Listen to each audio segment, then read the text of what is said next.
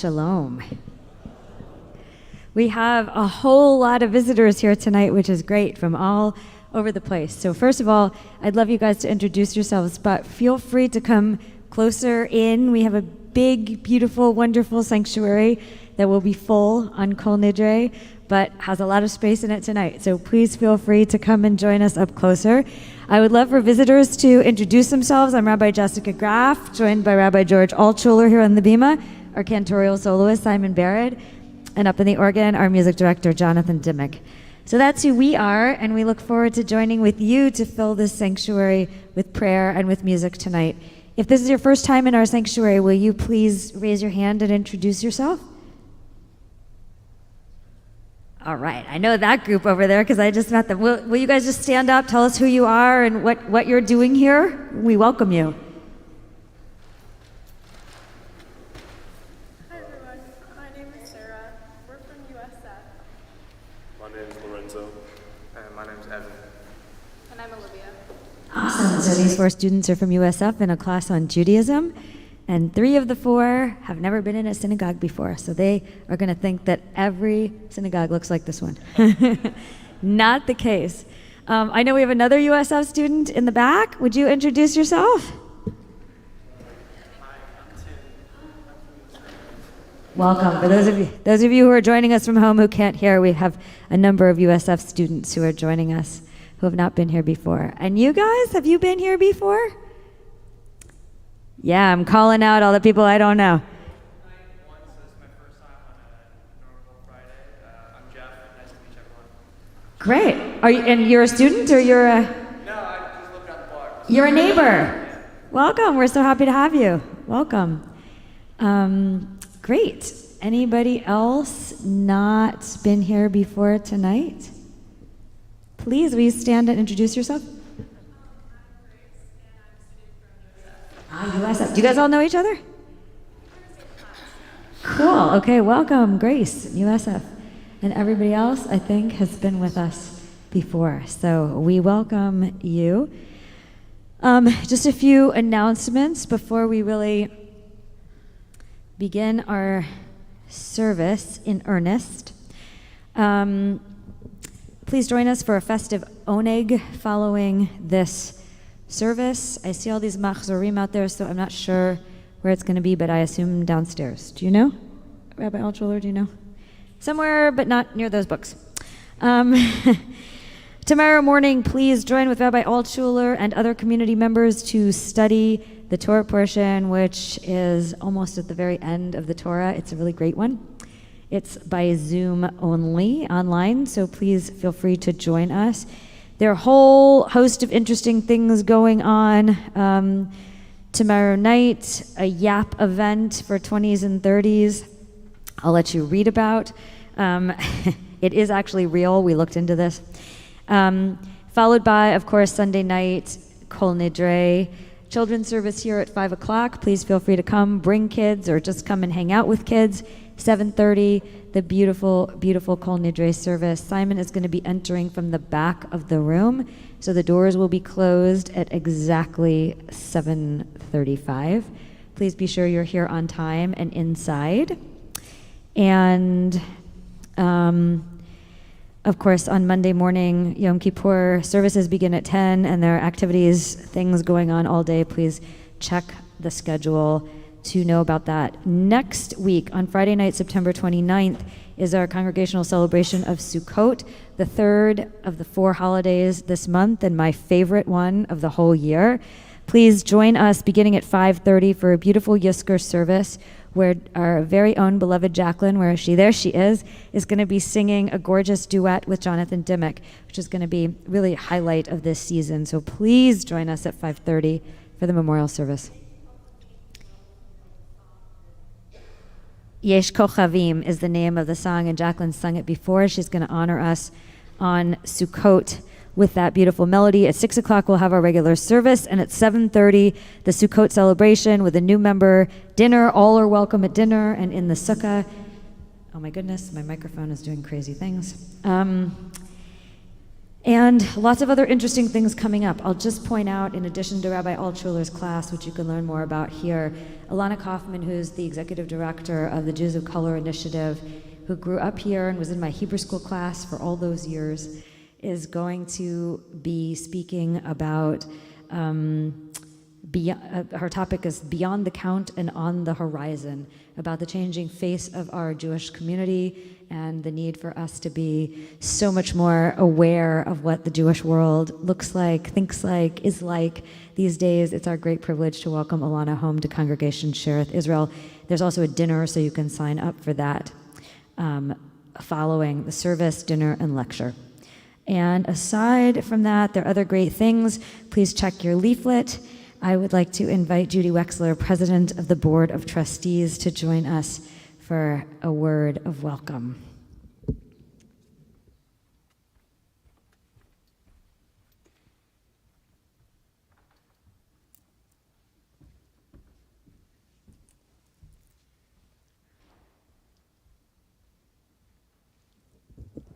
So Shabbat Shalom. It's a pleasure to welcome all of you here tonight, all of you who are out there watching this tonight. This is an interesting Shabbat where this week has been bookended by Rosh Hashanah on one end, our glorious Rosh Hashanah service, and then Yom Kippur on the other. So it kind of feels like this should have been a week of quiet contemplation, time out, rest. It hasn't been. For anybody, I'm seeing people's heads shake, so it hasn't been. And so it's really wonderful to be able to take these moments on this Friday night and take a deep breath and think, now we can get ready for Kol Nidra, for Yom Kippur, and for a different experience in just a few days. So Shabbat Shalom, and let's sit back and sing and enjoy and be together in community. Thank you. Thank you. I'd like to have the microphone turned on. I'd like to invite members of our city board to come forward to light our Shabbat candles. Shereth Israel Temple Youth, if you were wondering what city stands for. It's been around for a long time. I was in city, junior city before that, and junior city before that. I don't even know if junior city still exists, but these are our future leaders.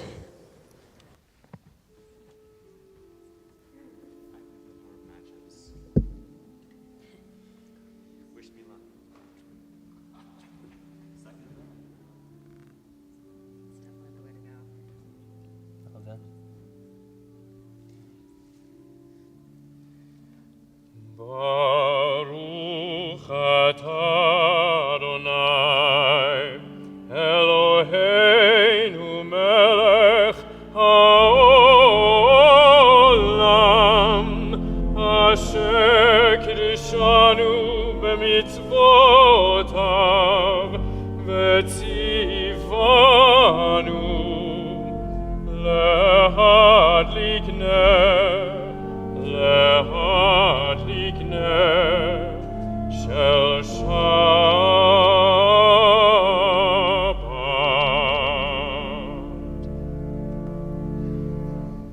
Shabbat Shalom.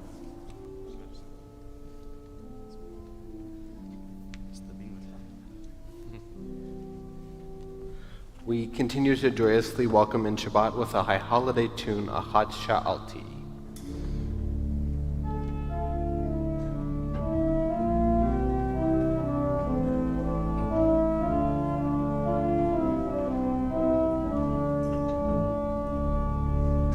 Ahad Sha'alti meit Adonai, otavakesh.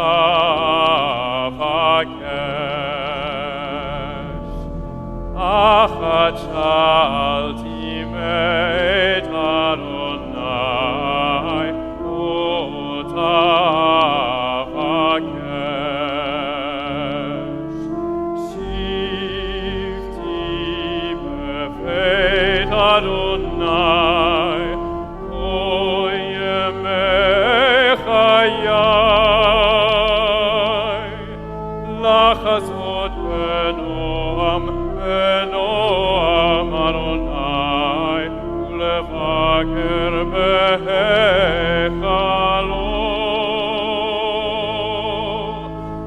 Achazot Benoam Adonai Ulevaker Behechalu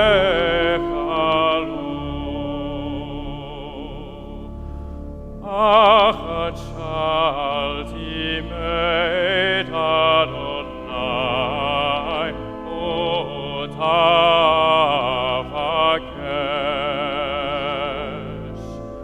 Achat Shalti Meit Adonai Otavakesh.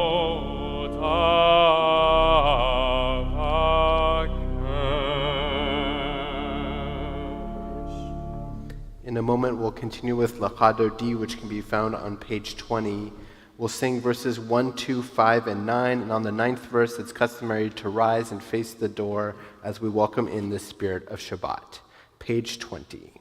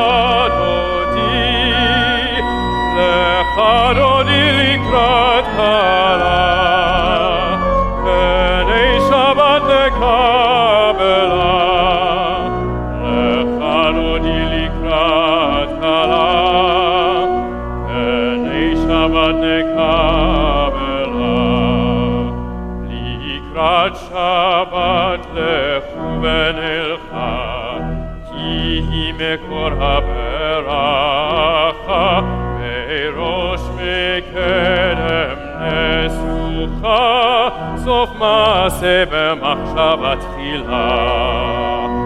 Lecha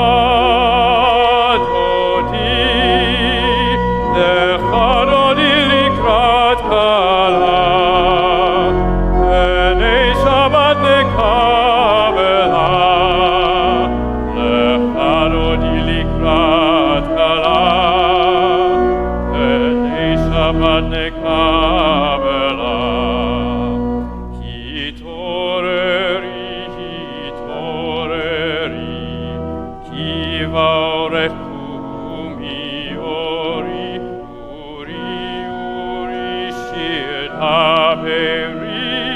Kevod Adonai alayich nigla. Lecha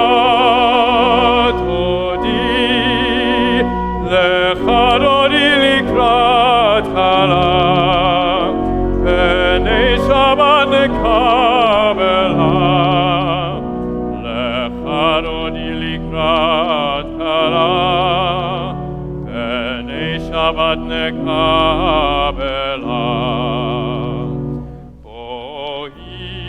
Shalom ateret bala, gam besimcha uvetzola, toch emuneh am segula, boichala. Lecha dodi likrat kala, B'nei Shabbat nekabela. Lecha dodi likrat kala, B'nei Shabbat nekabela.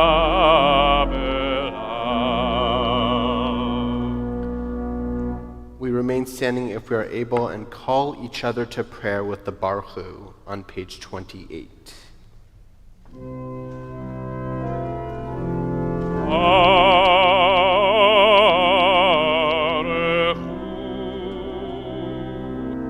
Et Adonai HaMevorach,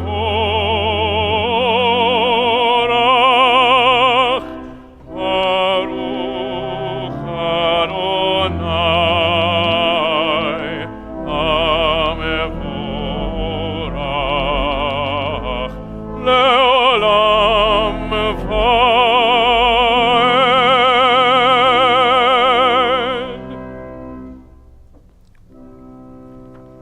As we approach the Shema, a humorous take on spiritual health from the poets Rumi and Daniel Ladinsky. Spiritual health. A good gauge of spiritual health is to write down the 3 things you want. If they differ, you're in trouble. I think Rumi and Ladinsky have a point to make here, so as we approach the Shema, I invite you to try to focus on one thing.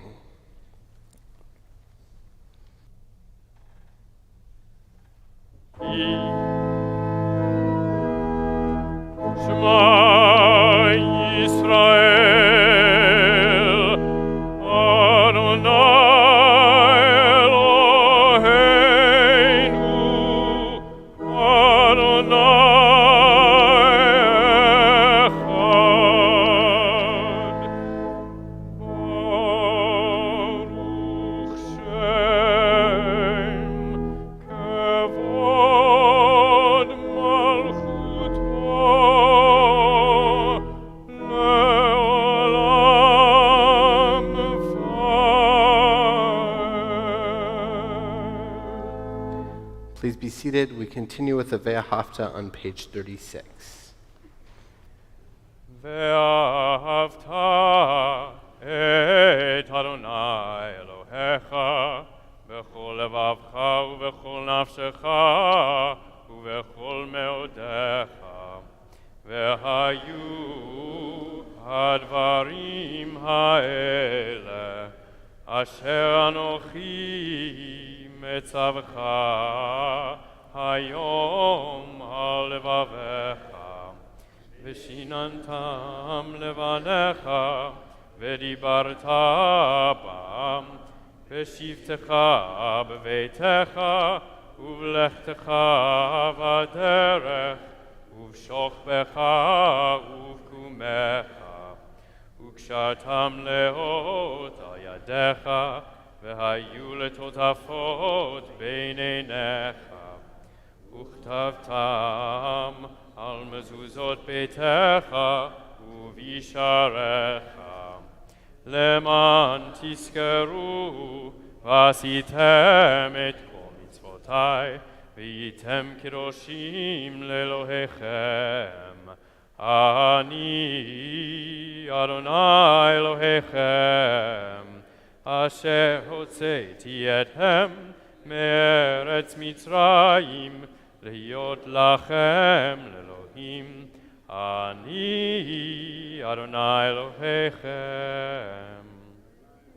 Amen. We continue with the Micha Mocha, which can be found on page 40, and I invite us to take in this Song of Freedom with the beautiful High Holiday melody.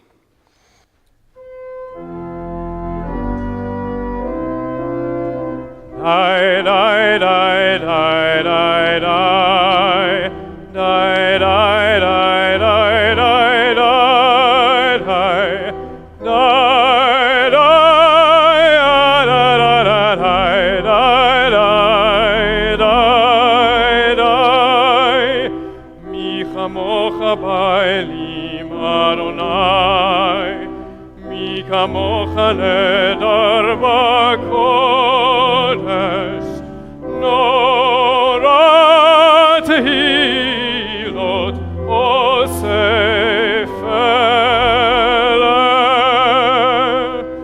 Malchutecha ra'u vanecha, bo כהים לפני משה ומרים.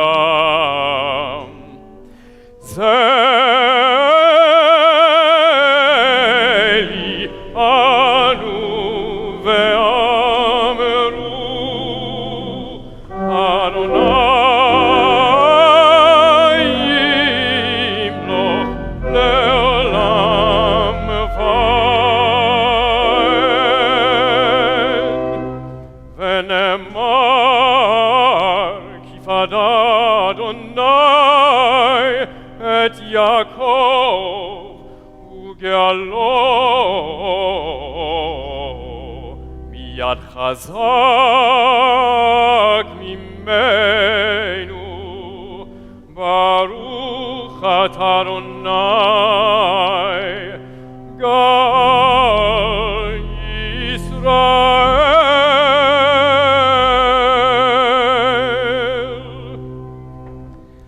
In our next prayer, the Hashkivenu, we pray for a Sukkot of Shalom, a shelter of peace. I often ask at this moment that we call to mind those who are in need of shelter in our communities. And that brings up the topic this week of how we're having a food drive. So I encourage you to bring food on Yom Kippur, perhaps the food you would have eaten, canned food, and donate it on Yom Kippur. The Hashkivenu can be found on page 42.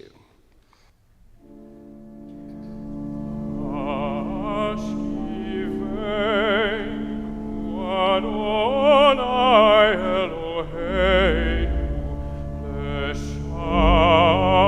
leshalom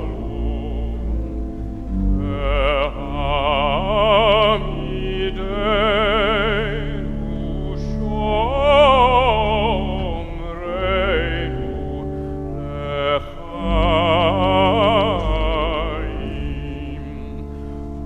ufros aleinu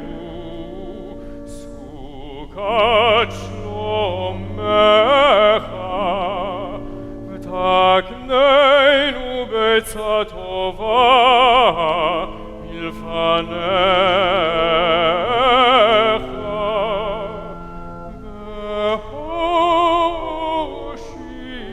והושיענו למען שמך.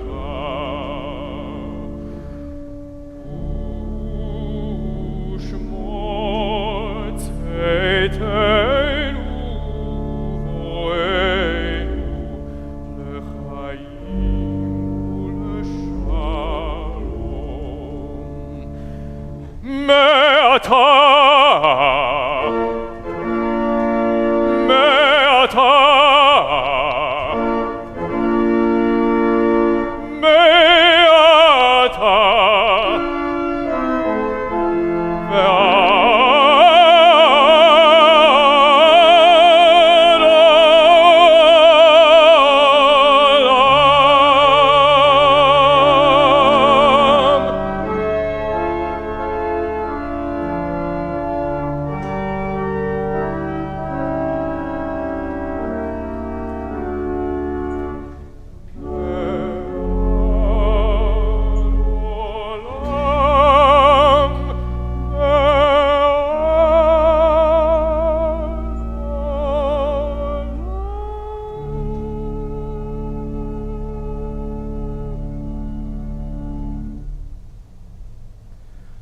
We have arrived at the moment of our service in which we pray for healing, whether that be of healing of mind, body, or spirit. The Misha Berach can be found on page 253.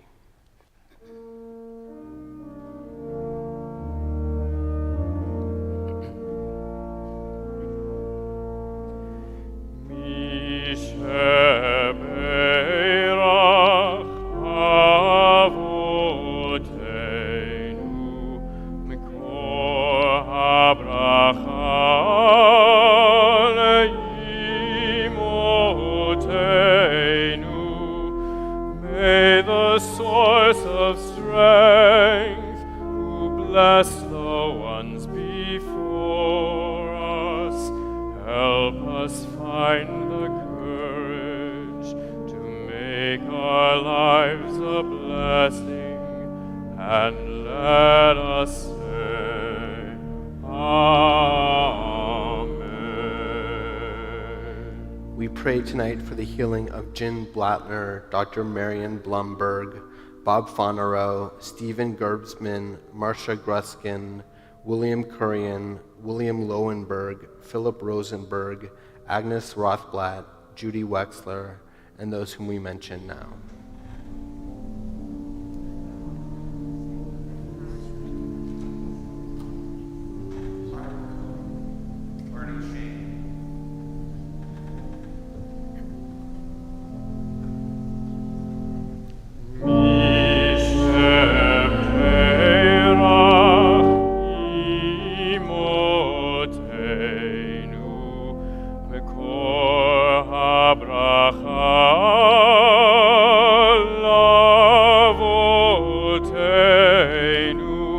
Bless those in need of healing with refuah shlema, the renewal of body, the renewal of spirit, and let us say,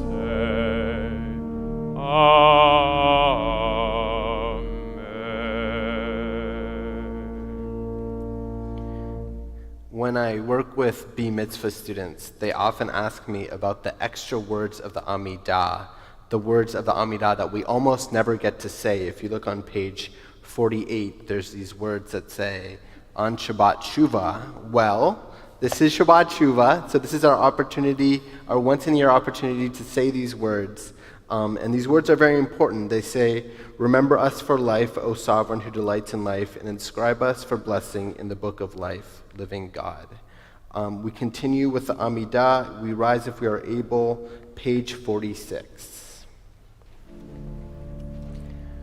Adonai sefatai tiftach ufi yagite hilatecha. Adonai sefatai tiftach ufi yagite hilatecha. O God, open up my lips as I begin to pray. O God, open up my lips as I begin to pray. Adonai sefatai tiftach ufi yagite hilatecha. Adonai sefatai tiftach ufi yagite hilatecha. Baruch atah Adonai Eloheinu Elohei Avoteinu ve'imotenu Elohei Avraham Elohei Yitzchak ve'Elohei Yaakov Elohei Sarah Elohei Rivka Elohei Rachel Elohei Leah Ha'el Hagadol Hagibor ve'hanora El Elyon Gomel Chasadim Tovim Ve'koneh hakol Ve'zocher chasdei avot ve'imahot U'mevi geula livnei bneihem Leman shemo ve'ahava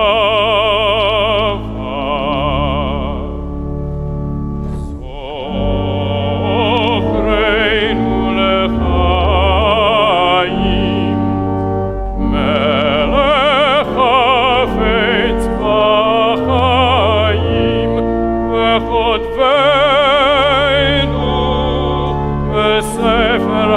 חיים למענך אלוהים חיים מלך עוזר ומושיע ומגן ברוך אתה אדוני מגן אברהם בעזרת שרה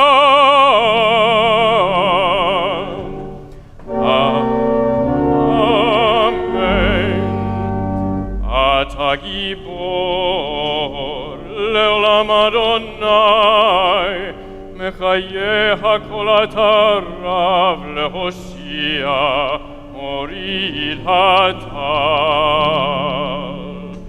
מחכה חיים וחסד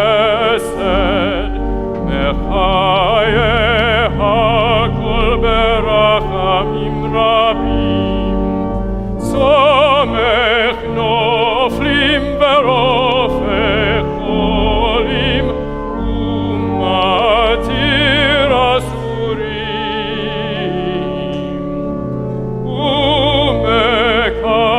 ומקיים אמונתו לשני עפר מי כמוך פר גבורות ומי דומה לך מלך ממית ומחיה ומצמיח ישועה מי כמוך אל הרחמים זוכר יצוריו לחיים ברחמים ונאמן אתה להחיות הכל ברוך אתה אדוני מחיה הכל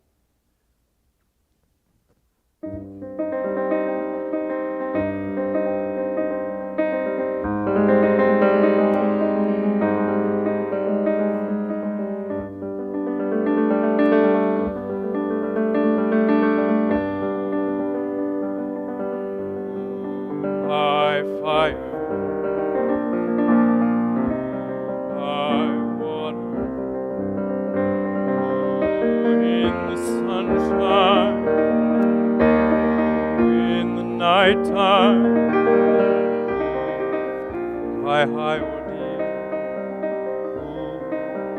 by common trial, who in your merry, merry month of May, who by very slow decay, and who shall I say is calling?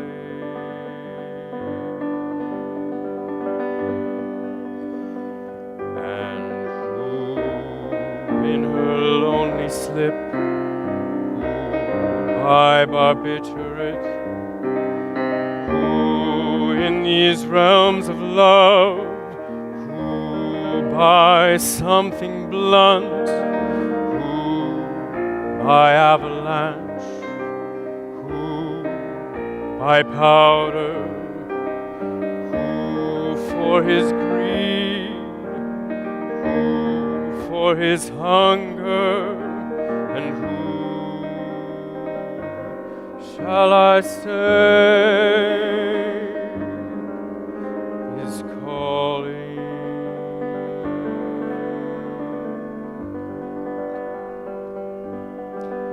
And who by brave ascent, who by accident, who in solitude, who in this mirror,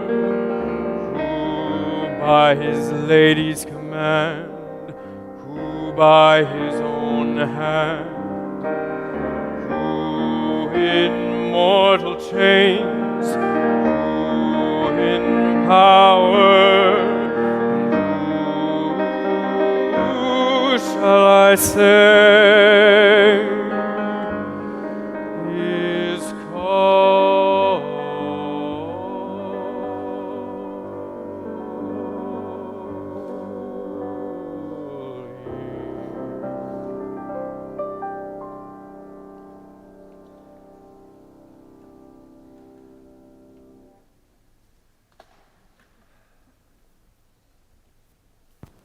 I'm going to come down so I can get closer to everybody. A little high up here. And send these around. Maybe you city board members could help me out. That would be awesome. Thank you so much. Oh, and we have a mic here too. Great. Thank you, Rabbi Altshuler. So we find ourselves here on Shabbat Shuva, which is the Shabbat, of course, between Rosh Hashanah and Yom Kippur. It's the Shabbat of return. Return to what? Well, return maybe to our best selves. Return to who we want to be or want to become. Return internally. A couple of weeks ago, we looked at a text that comes from the Talmud during the Friday night service, where the rabbis say, oh, I left you one of these up there. Did you get one of these? Do you guys have one of these to look at? There's one. The rabbis say that if you can go to a place where you know you're going to hear the prayers for Rosh Hashanah, or you have the possibility of hearing the shofar, anybody remember which place are you supposed to go to? Denise! The shofar! Even if there's just the mere possibility of hearing the shofar, you go where there's the shofar because there's a possibility of awakening. Right, of something radical happening. I don't have extras, so please sit next to someone who you can look on with. I made a lot of copies. Okay, can everybody see one at least? Everybody have a copy nearby? Maybe not in the back. Thank you. So this week, I want to take a look at this text, which is also about shofarot. The sound of shofars. Some of you may have studied this with me in years past. I love this text. Come learn a proof that mitzvot require intent.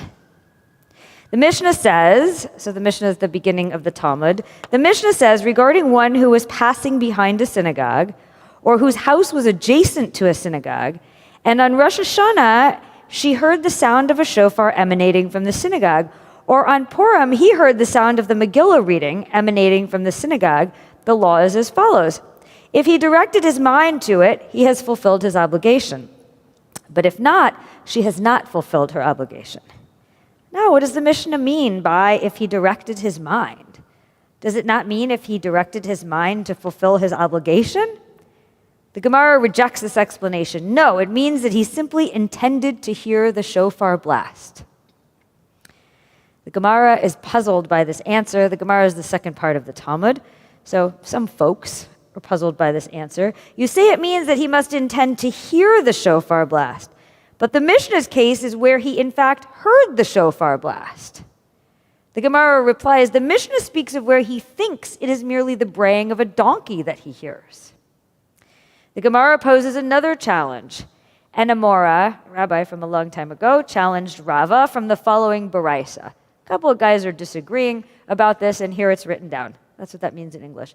If the listener had intent, but the one making the blast heard did not have intent, or if the one making the blast heard had intent, but the listener did not have intent, in either case, the listener has not fulfilled his obligation, until both the listener and the one making the blast heard have intent. Now, this ruling is understandable in the case where the blower had intent and the listener did not have intent. For we can say that the listener thought it is merely the braying of a donkey that he hears. But where the listener had intent and the blower did not have intent, how do we find such a situation? Is it not where he blows the shofar for the purpose of playing a song, and yet a baraisa, as a statement, says that in this case the listener has not fulfilled his own obligation? The Gemara deflects the challenge. The debate is on. No, perhaps the case is where he was making barking sounds with the shofar, but unintentionally blew sounds of the proper duration. Okay, right? I mean, this is crazy Talmud. I love this stuff. So what are these rabbis even talking about? Like, what is this all about? Wait, hold on. We've got Zach, can I? Thank you so much. What are we talking about? If you raise your hand, Zach will bring you the mic quickly.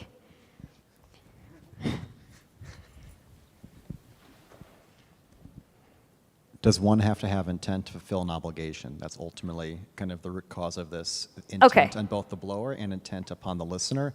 I don't know how someone doesn't, I guess, accidentally blow the shofar. You can't really do that accidentally or without intent, but that's just my interpretation. But that's kind of ultimately the argument between the two about intent. Okay, so the question is, what is the intent of the person blowing the shofar? What is the intent of the person hearing the shofar?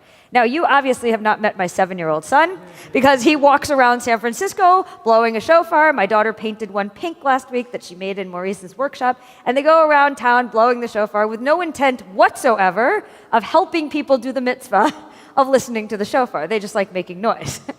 So it is possible, actually, for someone to blow shofar without meaning to blow shofar, but it's rare. I'll give you that. David, hold on. The mic's coming. Thank you, Zach. To complicate it one more step, does it make a difference whether the person intended to blow the shofar but didn't intend that people hear it? Okay. As in someone who is practicing. Great question. So here we are in a big, dense urban neighborhood, and you could have Tiffany, let's just say, right? One of our new ballet tekiah. She's here and she's blowing shofar because she just made this beautiful shofar and she just polished it and she wants to make sure she knows all the shofar calls. And she could be here and we could have a window open. Lots of neighbors could hear the sound of shofar. It's a great question.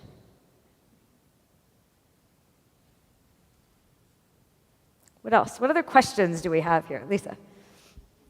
Well, maybe it's a question of, does the person who's blowing the shofar have the intent to fulfill the mitzvah on behalf of the people who will hear it? Okay, great question. I'm going to give you guys 2 minutes, maybe 3, but no more than that. Oh, we have another question. So in just a minute, I'm going to give you 2 minutes, and I want you to discuss with some person around you, somewhere nearby, and I want you guys to come up with something that is either not clear or that's very clear. What are the rabbis saying? But first, you have a comment, please. I have a question. The rule applies for people passing by or adjacent to the synagogue. So the intention is assumed when you're in the shul? It's a great question. What happens if you're stopped at a red light on the corner of California and Webster, and it happens to be during the shofar blowing time of our service? Or if you're here and you're not paying attention? What if I'm playing video games or something in the Bay Lounge for some reason during Rosh Hashanah, and I hear the shofar blowing? I mean, these are all great questions. This I is don't know. hypothetical. I met a wonderful guy when I was the visiting rabbi in Costa Rica who used to take the bus. He was not Jewish. He took the bus every day, and his bus at Friday afternoon would stop in front of the synagogue, and he had to change buses there to get home. So every day for a number of years, he would take the bus, he would get off the bus in front of the synagogue, he would wait for his bus to transfer to, and he started to hear the singing from the synagogue. And after weeks, months, maybe years of this, he decided to walk into the synagogue. He had never been in a synagogue before. And he came in, and then he started to take the bus, and he started to come in and listen to the music, and then he would continue on home. And after a while, he decided he wanted to become Jewish. He became Jewish, and he became a leader, actually, of the Jewish community in Escazú in Costa Rica. And he became a para-rabbinic fellow. He was serving as a rabbi out in the communities right around outside of the main city of Costa Rica. And all of this happened just by coincidence that his bus stop happened to be in front of a synagogue. So it's entirely possible that you could be inspired to a change in your life by something totally accidental, right? Monique has a comment.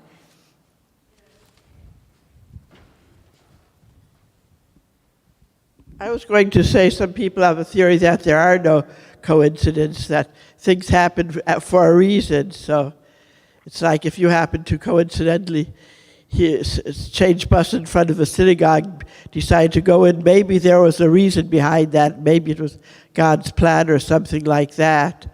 So sometimes things happen and we don't pay attention, though, right? All kinds of amazing things could happen around us and we just aren't ready to see them or hear them. Sometimes we open ourselves to whatever's happening and our lives are changed. So take just, Nancy? So I think it's telling us that blowing the shofar and hearing the shofar are not just blowing the shofar and hearing the shofar. It's special. It's a special blowing and hearing. And so there must be a reason we're supposed to hear it and that somebody's supposed to blow it for us to hear it that goes beyond just, like hearing the music come out of the dance hall. Nice. Okay, so take just 2 minutes, and here's the question that I have. How can we prepare ourselves best to hear the shofar? It's coming up again. How can we be ready to hear it in a way that isn't just going to be it's happening and we're not paying attention, but how can we actually engage with it? That's your question. 2.5 minutes.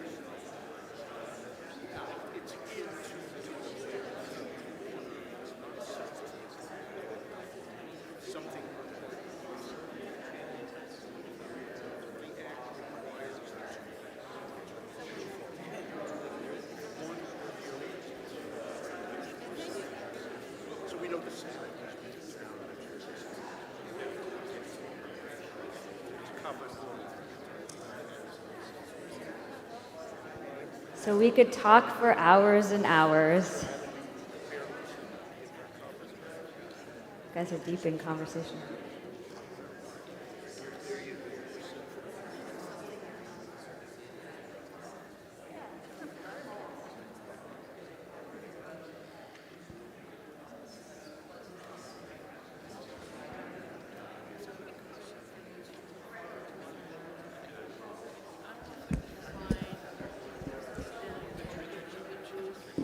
So we could talk for hours and hours, but I want to hear your thoughts.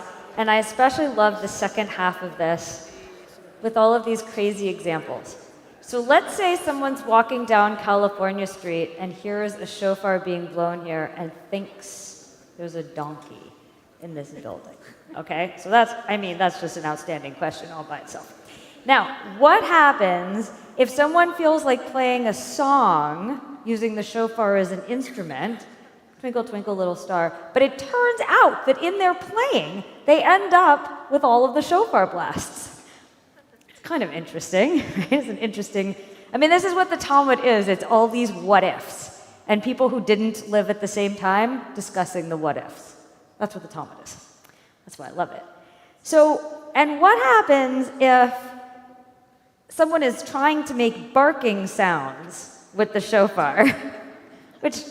enter my 7-year-old again into this conversation, but unintentionally blew sounds of the proper duration. What do you guys think? Is any of this plausible, or is this just kind of interesting? It's plausible? It's all plausible. Anything could happen. Okay, lots of hands up. But this is just a small, a singular case of the larger question of what intent we need when we do any mitzvah. Exactly. If you are walking by someone who's on the street and needs money, and $1 falls out of your pocket in front of them, you have not fulfilled the mitzvah of helping feed the hungry. Spoken like a true lawyer. So yes. We can't help ourselves. So the larger question is, how are mitzvot in general observed? And the even larger question than that is, what's the purpose of these mitzvot? Why are we trying to do them right? Because if you don't have the intent to do them right, you won't do them at all. Well, okay, so having the intent to do them perfectly gets us motivated to do something. Doing something is better than not doing anything, for sure, and trying. What else? What else do you make of this? Okay, Lisa, Zach, do you mind just... Oh, there we go, sorry. Hold on. Yes, Asher? I was going to say something very similar, and to add on to what you said about accidental mitzvahs, I think that it's a pretty valid argument for needing to be paying attention to what is in the world around you in that way. For example, like with the example of walking down the street and money falls out of your pocket, if you are instead paying attention and you see somebody who looks like they need something, and you are able to pay attention to that and give it to them in the same way that you would choose to go and pay attention to the shofar, I think that is a way that you can enact more mitzvahs in your life in general. Nice. So this is reminding us, don't walk through the world blindly. Yeah. Right? Like, look around. Don't step over people. Look at people. Don't just, ignore the miracles around us. But if you hear them and you see them and you engage with them, what a different experience in life you have. Nice. Okay. I was just going to ask, if you're walking by somebody and money falls out of your pocket, and then you notice that money fell out of your pocket, but you choose not to go pick it back up, does that count as intention? Then it's a different outcome. It was for this reason that Zach was thrown out of the house of study. Simon, Lisa, there were more hands. I feel like there's a certain aspect of community that the rabbis are referring to that we haven't talked about yet, that in order for the shofar blast to be as commanded, one must do it with someone who is listening and someone who is blowing, both with intention, which means one must be in a community where you have communicated this and where you know, okay, you are going to blow the shofar and I will listen. That's the only way that both can be fulfilled, you know, other than maybe pure chance, right? Like pure chance isn't likely, I would say. So it's more like in order to fulfill the commandment, one must know who is blowing the shofar and know that they have intention to blow as commanded, and therefore you can listen and fulfill your commandment. That's really, really nice, because if you are in a relationship with a person when you're finding your moment of awakening, it's a very different experience when you're helped by somebody and you have this aha moment and you can say it to somebody or look at somebody and feel like they contributed to your finding the sacred moment. Beautiful. Yes. Not to be devil's advocate, but I have a recording of Richard Tucker, and it's got a recording of the shofar at the beginning of before he sings the High Holy Days music. If someone can't get to a live performance of the shofar, can you have the intent of listening to the recording and fulfill the mitzvah that way? It's a great question. Lisa, you had I don't know. I don't know the answer. I mean, it's a great question. Well, Simon may have solved this dilemma, but Leslie and I were thinking that it's sort of unfair to the person who has the intention of hearing the shofar, who hears the shofar being sounded by someone who doesn't have the intention of fulfilling the mitzvah of blowing the shofar. So there's sort of, if it doesn't count for that, the person who hears it, if the person blowing it doesn't have the appropriate intention, they're kind of cheated out of their mitzvah. Well, I mean, it's kind of back to what Simon did say about having to prepare each other for the experience of this mitzvah. Yeah, I hadn't thought of it that way. I think I'm going to be a little sacrilegious because I don't think Go for it. You need to have an intent. Okay. I think that sometimes, even sitting in shul, you might have an intent to hear something, and then something reaches you and touches your soul. And then you sometimes the response kind of doesn't necessitate an intent. And same thing with walking down the street. You may pass people and somebody's going to reach your heart, and with a baby or a dog or something, and you might not give it, and then you just take out not your $1 but $20. And it's what Asher was saying about being open to the world. And sometimes we don't feel open, we're closed, but the world finds us through beauty or connection. And Nice. Well, it can happen anywhere, anytime. It's a little bit like what David said. If you actually try to perform its vote or to engage with other people, then you're somewhere where there's that possibility more readily. Right? You have to, if you come here, there's more of a chance that you're going to hear some beautiful music that's going to be really meaningful than if you don't come here. Right? So if you put yourself in places where there's a possibility of having a mitzvah experience, or it could just be at the beach, or walking down the street, or on a bus. It's just like, oh my God, how are you feeling? Can I help you? Human encounter, or miracle encounter. Say, sometimes it's nature or an animal, or, yeah, absolutely. Since we have a lot of people here, or people here that are not Jewish, that are visiting from USF, could you tell them what the shofar is? Certainly. So the shofar is the ram's horn, giant horn that we blow on Rosh Hashanah and Yom Kippur to wake us up. It's a spiritual awakening, and it's the symbol of these holidays at this time of year. So, and a mitzvah is a commandment. So if we're commanded to act in a certain way and we're woken up to the possibility of certain new behaviors or appreciations, does that change our lives? I guess is the question. Please. At the end of the day, I don't think it really matters whether one side intended it or not. As long as, let me rephrase that. It doesn't matter if both sides are intending it at the same time. As long as one side is intending it, then that's what matters for them. Almost like a beauty's in the eye of the beholder type of situation. As long as you yourself are intending it, it doesn't matter from a third-party perspective what was intended by either side. This is so Talmudic. But at the same time, As she mentioned, you don't have to intend for something to happen in order for something to touch your soul, but I think by way of it touching your soul, that creates intent after the fact. And Awesome. I think that So creates the most important part How of the can we mitzvah. open ourselves to those possibilities more often in life? Because we never know when they might pop up. I would say that the intent of the blower is irrelevant because the blowing of the shofar isn't for the blower, it's for all the listeners. So I would say as long as the person who listened is focusing on the noise and is reflecting, that's all that matters. Even if someone is practicing blowing a shofar in their restroom and someone hears from the street, if they've reflected on that sound, it doesn't matter whether someone intended to blow it. It's the impact on the community, in my opinion, that matters most. Less of Nice. the benefit garnered by the person who's blowing it. Nice. Shira had a hand up too. Let's see. Here comes the mic.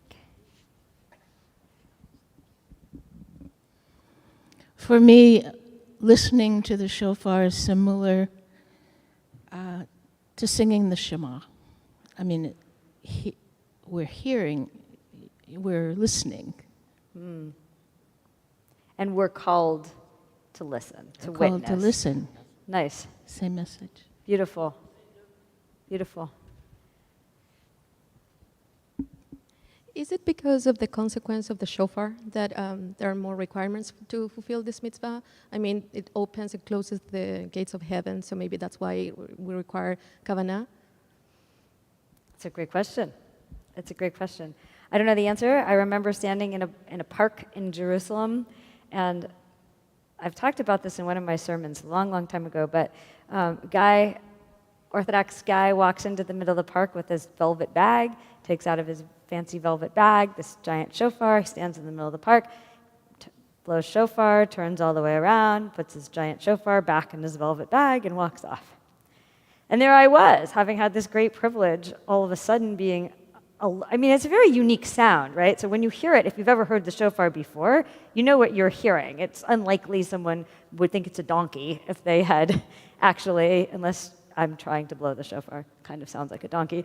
But, you know, it sounds so unique that if you're in a park, I turned around because I was with the swings and the kids picnicking and all this business, and then I turned around and here was this guy blowing shofar just to allow people in the playground to fulfill the mitzvah of hearing the shofar.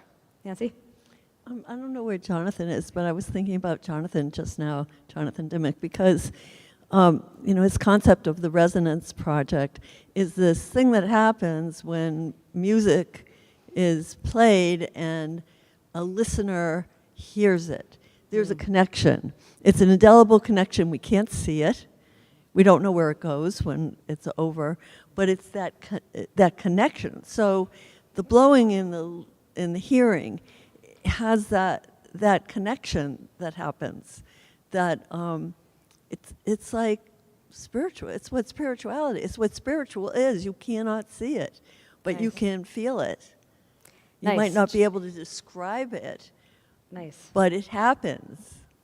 Well, Judy was talking earlier today about awe and community, right? These two incredible topics that are so much a part of our lives. And this is the perfect example. You kind of can't describe it, right? There's the possibility of awe, and it happens in community. And both of those things have the potential to completely change us. Alan? I was going to ask, what if the shofar blower is intending for the congregation to hear it, and somebody's walking outside, and they hear it and they intend to listen? Does who the shofar blower intends to hear matter? It's a great question. Sometimes we have accidental mitzvot that get fulfilled. Alan, you did not have a hand up? Oh. Any other hands? I think Asher has a hand up when you come back to this neighborhood. It's basically what I said before that. What I said before, I talked to somebody else about this. I used to be in Buddhism, and they said in Buddhism they say there are no coincidences. And I was thinking, can you say somebody accidentally dropped $1 in front of a homeless person, or accidentally walked by and heard the shofar? Maybe they didn't consciously intend to do those things, but maybe on some subconscious level they intended to do that. Well, the shofar, the shofar comes, for those of you who don't know the story, it comes from Genesis 22, from the binding of Isaac's story. And just as Abraham is about to plunge this knife into his son Isaac, he hears the rustling of a ram's horn in the thicket.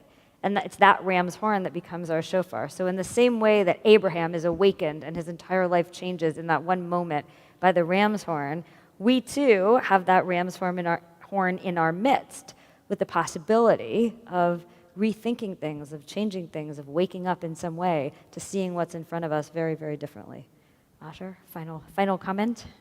I was going to say, with the example that you gave, I think it's good evidence for one person's intentions mattering, but not necessarily the other person's, because you, hearing the shofar, had the intention of hearing the shofar, and you took that with you, and we're pretty certain that the person who blew the shofar had the intention to blow the shofar for people to hear, but we can never be certain that he had that intention. Like perhaps there was some strange circumstance and he was just there blowing the shofar for a completely different reason, but it still enriched your life and allowed you to perform that mitzvah and move forwards with it.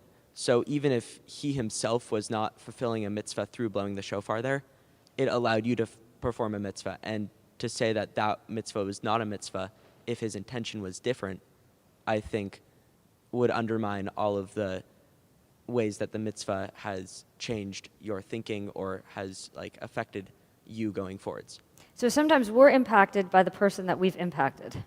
Yeah. Right? Yeah. You do something, I don't know, I'm not in a great mood, and I blow the shofar, and somehow it's so meaningful to someone else that it actually comes back to me as this great opportunity to have done something. I'll just close telling you guys we had to take new photos of the staff for our high holiday materials. It was a big ordeal because we couldn't figure out what photographer to use and when to do it, and we never were here on the same day. It was impossible. It was like herding cats. It was terrible. So finally, I kept trying to hire a photographer. I tried in New York, it didn't work. I tried here, it didn't work. It's just giant, and the deadline was looming, and we couldn't get these pictures taken. And finally, I go home, and I'm trying to figure out how to get a professional headshot taken in the next 24 hours. I cannot work this out. I cannot get my hair done. I cannot get the makeup. I can't get it done. It's just not working. And my 7-year-old picks up my camera and starts jumping around and snaps a picture of me, which was a great picture. Well, I had no makeup on it. Why was it a great picture? Because I just looked at this kid, and I love him so much that I had this great smile on my face. And it had nothing to do with the formality of the picture or me being prepared or, a photographer, right? Sometimes you just get a great picture. And he just happened to get a great picture. You'll see it somewhere in some of these brochures. But it was kind of amazing to me that in that moment, my reaction was not about what I was prepared to experience, but rather just kind of what was in front of me. It's sort of like what Janet was saying. And sometimes when we open ourselves to the possibility of the encounters with other people, whoever they are, wherever they are, known or unknown, that shofar moment of awareness, of gratitude, comes to be part of our experience. So as we head into Yom Kippur very soon, as we think about the end of these Aseret Yamei HaTshuva, these 10 days of turning and returning, which we're reminded of tonight on Shabbat Shuva, let us have this mitzvah of hearing the sound of the shofar as part of our own experience of preparing ourselves for a beautiful new year of intention. Shabbat Shalom. When we come together as a community, we have the opportunity to pray, to learn, and to share wonderful things going on in our lives, also sad things going on in our lives. But we take just a moment. Thanks. Yeah, Zach's getting his steps in. We take just a moment to share anything wonderful that's going on in our lives while we're here together. Simchas, smachot, happy things. Anybody have a happy thing? Ruth has a happy thing. Here comes Zach. Hold on. Actually, it's kind of happy for the whole congregation. Matthew is coming home because he really wanted to be here for Kol Nidre. Yay! Well, I have to say, I think it's a wise choice. I think this is going to be the greatest place in the world to be for Kol Nidre. Hearing Simon's voice in this sanctuary with the lights down, I can't wait. It's going to be really just incredible. Don't be late, 7:30, Sunday night. And you can wear a talit if you want. It's the only night of the year where you can wear a talit if you're not leading the service. So if you feel like wearing one, grab one out there. They were just dry cleaned. And if you have one from home or you have a favorite one, you're welcome to wear it, or not, as you see fit, but it's a good night for that. Any other wonderful simchas? Happy things? Good things?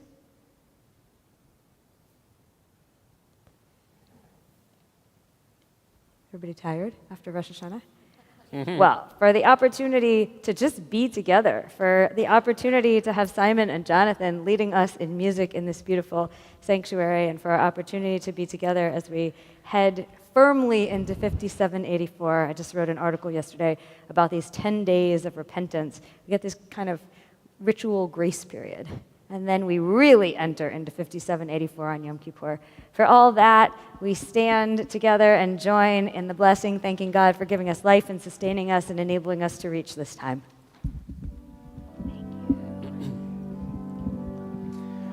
Baruch atah Adonai Eloheinu melech haolam שהחיינו וקיימנו והגיענו לזמן הזה.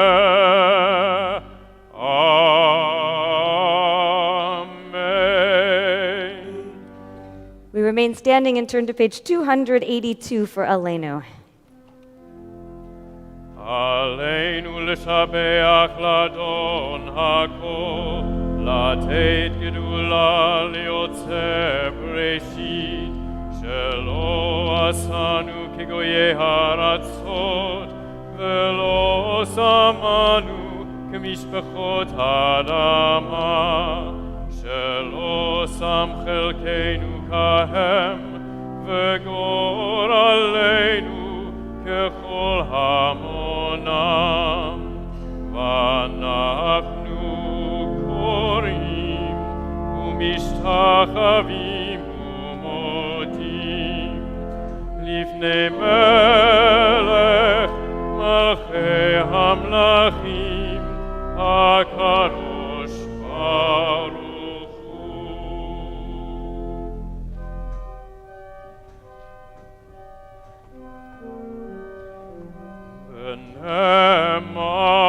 נאמר והיה אדוני למלך על כל הארץ ביום ההוא יהיה אדוני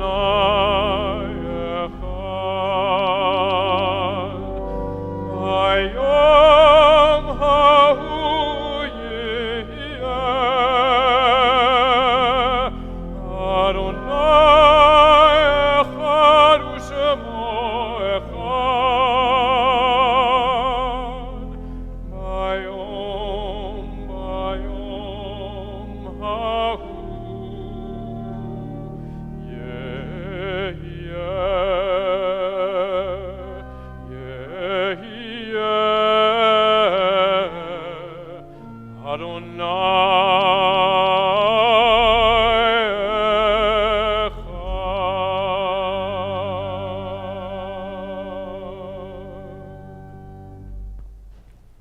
Please be seated. We turn to page 295.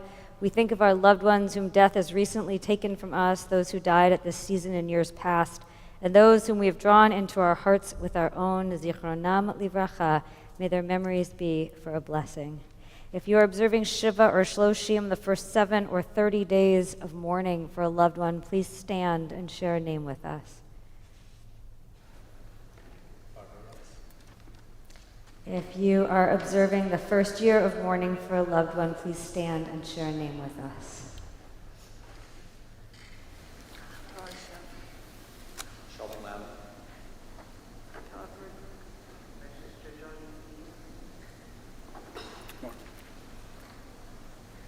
My mother, Linda Silverman. My father-in-law, John Liston. My husband, David Goldberg. Catherine Amenta. John Liston. The perpetual memorial in our congregation is Sarah Ethel Epstein. The yahrzeit anniversaries on this Shabbat are, please stand as your loved one's name is read to join the community of mourners: Richard H. Alschuler, Laura Amster, Helen V. Erdberg, Denise Feldman, Stanley Feingold, Harry Horn, Estelle Kane-Lerner, Mara Paul, Lucille R. Steen, Ronnie Turek, Jean Wildberg. Are there other yahrzeits that you're observing on this Shabbat? Please stand and share a name. Grandfather Benjamin Edelman. Zichronam livracha, may their memories continue to inspire us. We stand with our mourners and turn to page 294 for Kaddish Yatom. Yitgadal ve'yitgadash shemei Rabbah, ve'alma divrach irutei ve'amlich malchutei, v'chayechon v'yomechon v'chayei d'chol beit Yisrael, v'agalau v'zman kariv v'imru amen. Yehei shmei Rabbah mevarach le'lam omei omaya, Yitbarach v'yishtabach v'yitpa'ar v'yitramam v'yitnaseh v'yitadar v'yitaleh v'yitalal shemei d'kudsha brichu. Le'ela min kol birchata v'shirata tushbachata v'nechemata damiran be'alma v'imru amen. Yehei shlama rabba min shemaya v'chaim aleinu ve'al kol Yisrael v'imru amen. Oseh shalom b'mromav hu ya'aseh shalom Aleinu ve'al kol Yisrael ve'al kol yoshvei tevel ve'imru amen.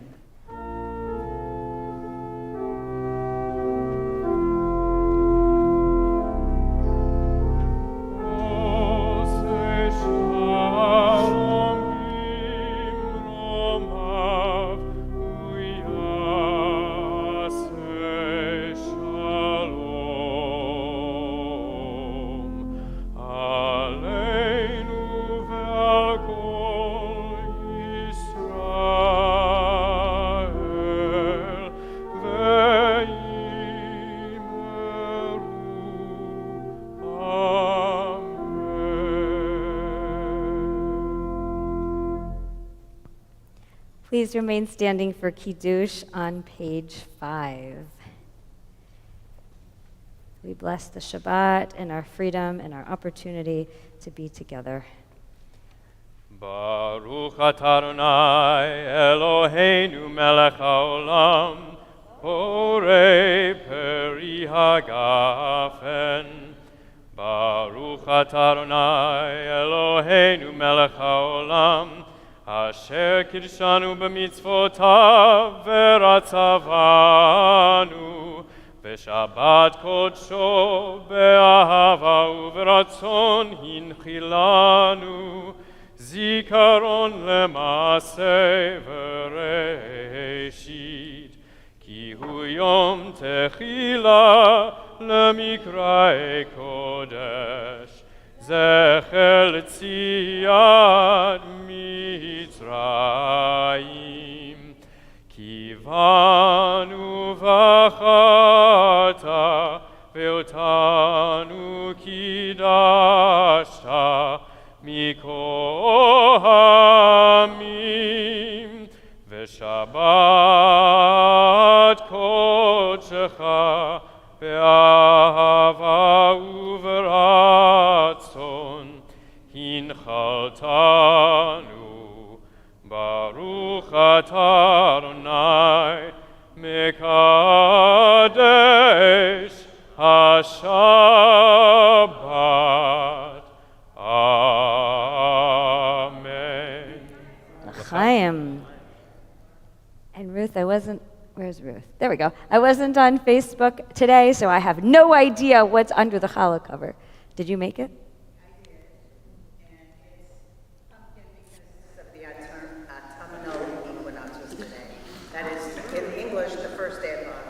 Pumpkin for the autumnal equinox. I love it.